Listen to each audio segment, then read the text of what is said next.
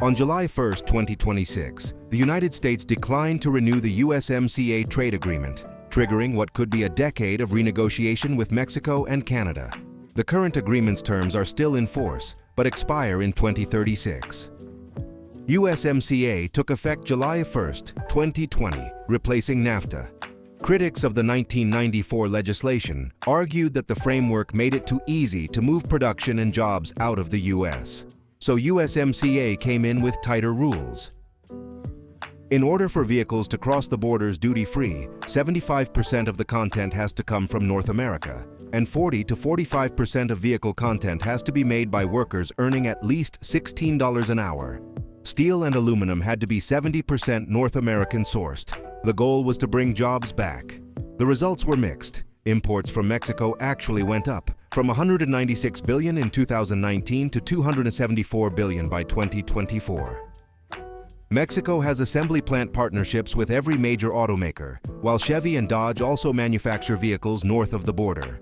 Over 20% of all cars and light trucks sold in the United States each year were built in Canada or Mexico. The Trump administration wants to push the regional content from 75% to 82% and require that half of that content be American, not just North American, a new distinction.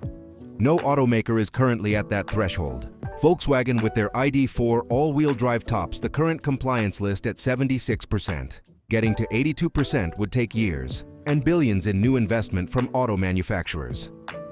Mexico imports 49.4% of its auto parts from the United States. 3 million U.S. jobs are tied to the export trade relationship with Mexico and Canada. When NAFTA was implemented, some U.S. plants did close or shift production south. The renegotiation of NAFTA into USMCA in 2020 was supposed to reverse that. Whether jobs move back to the U.S. depends on what gets negotiated. Although the U.S. declined to renew the USMCA, it does stay in effect until 2036.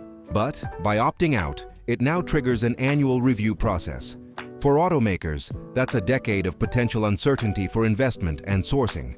Automakers may not commit to new plant investments while the rules are unsettled. That hesitation could show up in production capacity, inventory, and pricing. Vehicle prices could rise if tariffs end up applying to parts that currently move duty-free. Parts that cross the border multiple times during production, which is most of them, carry the most risk. And tracking U.S. content separately from Canadian content is something nobody has ever had to do before. Tariff pressure on non-compliant content can compound an affordability problem for a consumer that's already stretched. The hope is that this will lead to even more investment, specifically in the U.S. with manufacturing jobs. We'll keep you up to date through the annual review process. This is Auto Finance Pulse. Subscribe and stay current.